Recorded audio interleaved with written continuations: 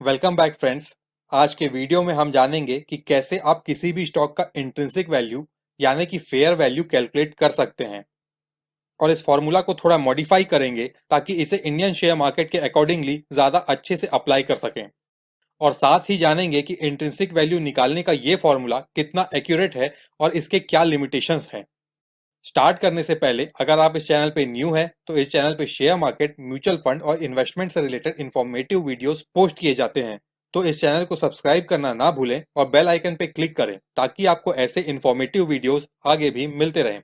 नमस्कार दोस्तों, आपका स्वागत है इक्विटी वेज में। किसी भी स्टॉक के इंट्रिंसिक वैल्यू कैलकुलेट करने के बहुत सारे तरीके हैं। हर तरीके का अपना एक अलग प्रोसीजर है और हर तरीके से एक अलग वैल्यू आता है। कोई भी एक तरीका पूरी तरह से सही या गलत नहीं है। कुछ इन्वेस्टर्स एक तरीका पसंद करते हैं तो कुछ इन्वेस्टर्स को दूसरे तरीके ज्यादा पसंद होते हैं। आज हम जिस टेक्निक के बारे में जानने वाले हैं वो टेक्निक सबसे ज्यादा यूज होने वाला और इंट्रिंसिक वैल्यू कैलकुलेट करने का सबसे इजीएस्ट और ओल्डेस्ट टेक्निक है। ये टेक्निक बेंजामिन ग्राहम ने प्रपोज किया था। बेंजामिन ग्राहम को फादर ऑफ वैल्यू इन्वेस्टिंग कहा जाता है और बेंजामिन ग्राहम वॉरेन बफेट के गुरु थे। बेंजामिन ग्राहम ने अपनी किताब सिक्योरिटी एनालिसिस और द इंटेलिजेंट इन्वेस्टर दोनों में ही इंट्रिंसिक वैल्यू कैलकुलेट करने का फॉर्मूला बताया था। स्टार्टिंग में यह फॉर्मूला था value equals to e multiplied by within brackets 8.5 plus 2g। कुछ सालों बाद बेंजामिन ग्राहम ने इस फॉर्मूला को और रिफाइन करने के लिए इसमें कुछ और वेरिएबल्स ऐड कर दिए और जो मॉडिफाइड फॉर्मूला बना वो है। तो चलिए इस फॉर्मूला को समझते हैं। इस फॉर्मूला में E means trailing 12 months earning पर शेयर, यानी कि शेयर के पिछले 12 महीनों का अर्निंग। 8.5 ये स्टॉक का एज्यूम्ड फेयर पी रेशियो है जो कि बेंजामिन ग्राहम ने सजेस्ट किया था। बेंजामिन ग्राहम के अनुसार जो स्टॉक में ग्रोथ नहीं होता यानी कि जिनका अर्निंग कांस्टेंट होता है उन स्टॉक्स के लिए 8.5 एक फेयर पी रेशियो होता है। जी मतलब ग्रोथ रेट, जिसमें आने वाले 7 से 10 सालों का एक्सपेक्टेड ग्रोथ रेट लिया जाता है। फॉर्मूला में जी को 2 से मल्टीप्लाई किया गया है ताकि फॉर्मूला में जी का वेटेज बढ़ाया जा सके। 4.4 means interest rate of triple A corporate bond in USA in 1962। ये वैल्यू इसलिए लिया गया क्योंकि उस टाइम पे यूएसए में ट्रिपल ए बॉन्ड से 4.4% का ही रिटर्न मिलता था और इस वैल्यू को इंक्लूड करके बेंजामिन ग्राहम ये कैलकुलेट करते हैं कि ट्रिपल ए बॉन्ड के कंपैरिजन में इक्विटी में इन्वेस्ट करके कितना रिटर्न मिल सकता है। और लास्ट में वाई यानी कि current interest rate of 10 year triple A corporate bond in India. India इसलिए क्योंकि हम इसे इंडियन मार्केट में अप्लाई करने वाले हैं। चलिए अब इस फॉर्मूले को एक एग्जांपल से समझते हैं। मान लीजिए कि हमें टाटा कंसल्टेंसी सर्विसेज लिमिटेड का इंट्रिंसिक वैल्यू निकालना है। तो इसके लिए सबसे पहले हमें टीसीएस का ट्रेलिंग 12 मंथ्स अर्निंग पर शेयर पता करना होगा, जिसके लिए मैं screener.in वेबसाइट का यूज करने वाला हूं। इस वेबसाइट का लिंक नीचे डिस्क्रिप्शन बॉक्स में दिया हुआ है। आगे मैं जिन चीजों का यूज करने वाला हूं उसके लिए आपको इस वेबसाइट पे रजिस्टर्ड होना पड़ेगा। रजिस्ट्रेशन में सिर्फ कुछ मिनट्स लगेंगे और रजिस्ट्रेशन बिल्कुल फ्री है और ये कोई स्पॉन्सर्ड वीडियो नहीं है। मैं खुद इस वेबसाइट का यूज करता हूं इसलिए यहां इसे सजेस्ट कर रहा हूं। स्क्रीनर वेबसाइट के पेज पे आपको दो जगहों पर सर्च बॉक्स दिखेगा। आप इनमें से किसी भी एक सर्च बॉक्स में कंपनी का नाम टाइप कीजिए और फिर ड्रॉप डाउन लिस्ट के थ्रू कंपनी के पेज पर जाइए। टीसीएस के पेज पर आपको कंपनी से रिलेटेड कुछ डिटेल्स शो होंगे, बट यहाँ अभी आपको ईपीएस शो नहीं हो रहा है। ईपीएस लाने के लिए आप एड रेशियो के साइड में दिए हुए बॉक्स में ईपीएस टाइप कीजिए और ईपीएस पे क्लिक कीजिए। क्लिक करने पर आपको ईपीएस शो होने लगेगा। टीसीएस का ईपीएस 83.19 रुपीज का है। अब जी यानी कि आने वाले 7 से 10 सालों का एक्सपेक्टेड ग्रोथ रेट निकालने के लिए आपके पास दो तरीके हैं। एक तरीका यह है कि बहुत सारे ब्रोकरेज हाउसेस कई सारे कंपनीज पर अपने रिपोर्ट्स जारी करते हैं। इन रिपोर्ट्स में फ्यूचर ग्रोथ एक्सपेक्टेशन के बारे में दिया होता है, बट इसमें एक प्रॉब्लम यह है कि ज्यादातर रिपोर्ट्स में 5 साल या उससे कम का फ्यूचर प्रोजेक्शन ही दिया होता है। और सेकेंड प्रॉब्लम यह है कि ब्रोकरेज हाउसेस सिर्फ बड़ी कंपनीज पर ही रिपोर्ट जारी करते हैं, जिसके वजह से छोटी कंपनीज का फ्यूचर प्रोजेक्शन नहीं मिल पाता। इसलिए मैं सेकेंड तरीका यूज करता हूं जिसमें हम कंपनी के पास्ट परफॉर्मेंस के बेसिस पे जी की वैल्यू लेते हैं। इसके लिए आप एड रेशियो में sales growth 5 years, sales growth 7 years और सेल्स ग्रोथ 10 इयर्स को ऐड कीजिए और फिर इन तीनों का एवरेज लीजिए। जैसे कि टीसीएस के केस में एवरेज होगा 10.64 plus 13.93 plus 17.98 divided by 3 equals to 14.18। अब लास्ट में हमें वाई यानी कि current interest rate of 10 years triple A corporate bonds in India का वैल्यू निकालना है। इसके लिए आप गूगल में सर्च कीजिए India 10 year bond yield investing.com। Result में आ रहे टॉप पेज पे क्लिक करने पर आपको इंडिया 10 ईयर बॉन्ड यील्ड का वैल्यू मिल जाएगा, जो कि एट द मोमेंट 6% है। याद रखिए कि ये वैल्यू डेली बेसिस पे चेंज होता रहता है।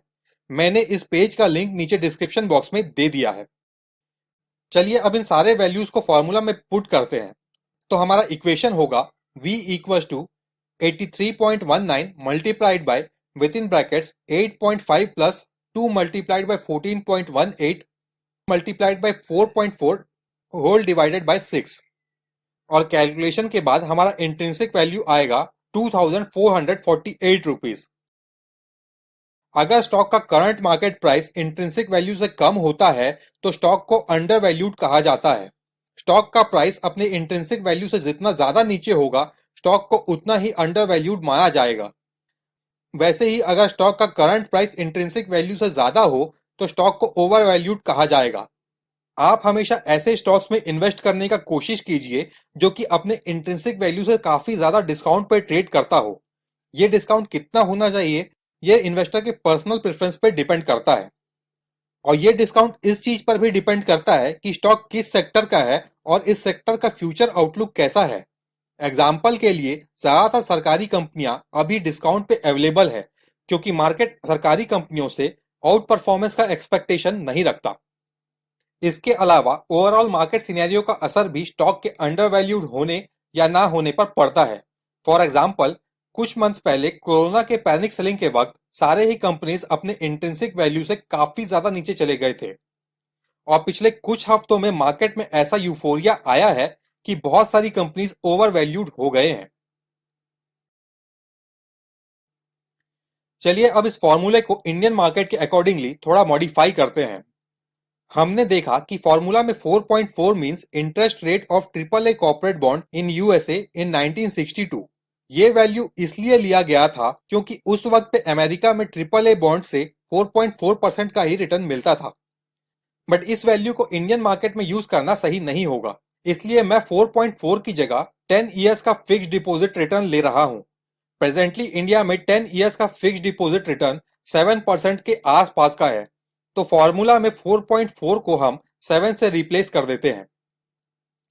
इसके अलावा फॉर्मूला में बेंजामिन ग्राहम ने 2G यूज किया है, यानी कि ग्रोथ रेट को 2 से मल्टीप्लाई किया है। यहां आपको एक बात यह समझना पड़ेगा कि यूएसए एक डेवलप्ड कंट्री है। वहां की कंपनीज का ग्रोथ रेट जनरली 5 से 6% का होता है। इस वजह से ग्रोथ रेट को ज्यादा वेटेज देने के लिए इसे 2 से मल्टीप्लाई किया गया। बट इंडिया एक डेवलपिंग कंट्री है। यहाँ की ज्यादातर कंपनीज 10% या उससे ज्यादा के पेस से ग्रो हो रही है, इसलिए इस हाई ग्रोथ रेट को 2 से मल्टीप्लाई करना सही नहीं है। इसलिए हम इस 2 को फॉर्मूला से हटा देते हैं और हमारा न्यू फॉर्मूला होता है ये। अब अगर इस न्यू फॉर्मूला से टीसीएस की इंट्रिंसिक वैल्यू निकालें तो आएगा तकरीबन 2200 रुपए। तो इस मॉडिफाइड फॉर्मूला के हिसाब से टीसीएस प्रेजेंटली ओवर वैल्यूड है क्योंकि इसका current market price intrinsic value से ऊपर है। इस फॉर्मूला में मैंने 4.4 को 7 से रिप्लेस किया क्योंकि presently 10 years fixed deposit rate 7% के आसपास है। बट हो सकता है कि आगे जाकर ये 8% का हो जाए या कम होकर 6% का हो जाए। तो आप जब भी इस फॉर्मूले का यूज करें तो उस वक्त के 10 ईयर फिक्स्ड डिपॉजिट रेट का ही यूज करें। इसके अलावा इस फॉर्मूला में मैंने 2G को चेंज करके G कर दिया है।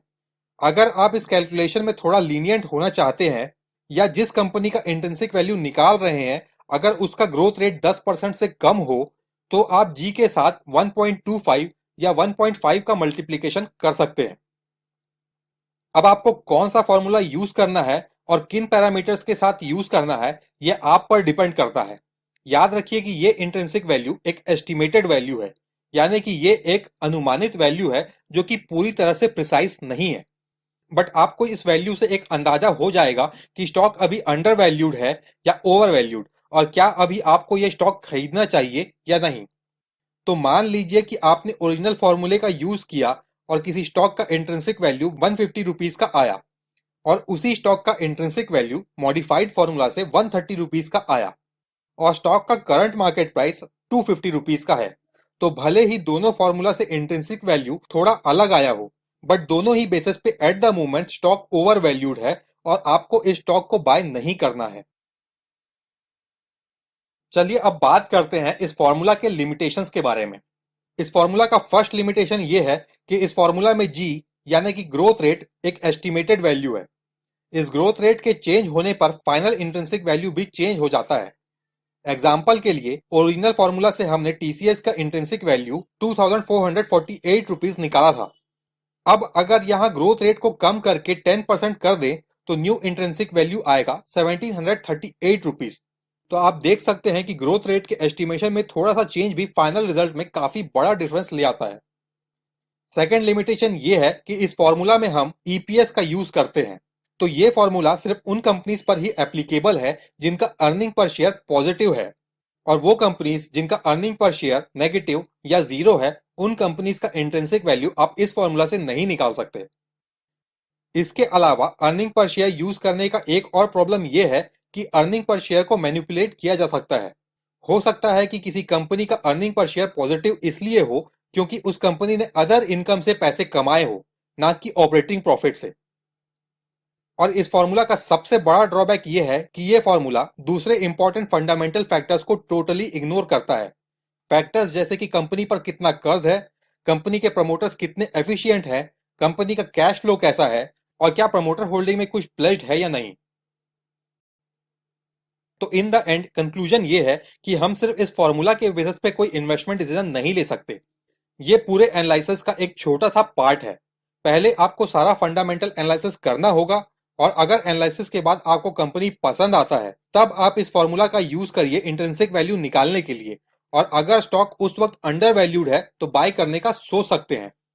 बट याद रखिए कि इंट्रिंसिक वैल्यू एक एस्टिमेटेड वैल्यू है, तो हमेशा इंट्रिंसिक वैल्यू से डिस्काउंट पे शेयर खरीदने का कोशिश करें, क्योंकि आप स्टॉक को इंट्रिंसिक वैल्यू से जितना नीचे खरीदेंगे आपका मार्जिन ऑफ सेफ्टी उतना हाई होगा।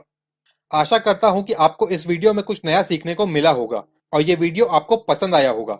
वीडियो को लाइक एंड शेयर जरूर करें, और अगर आप इस चैनल पे न्यू हैं तो इस चैनल को सब्सक्राइब करना ना भूलें और बेल आइकन पे क्लिक करें ताकि आपको ऐसे इंफॉर्मेटिव वीडियोस आगे भी मिलते रहें। Thank you very much for watching the video. मिलते हैं नेक्स्ट वीडियो में। Till then take care, bye bye.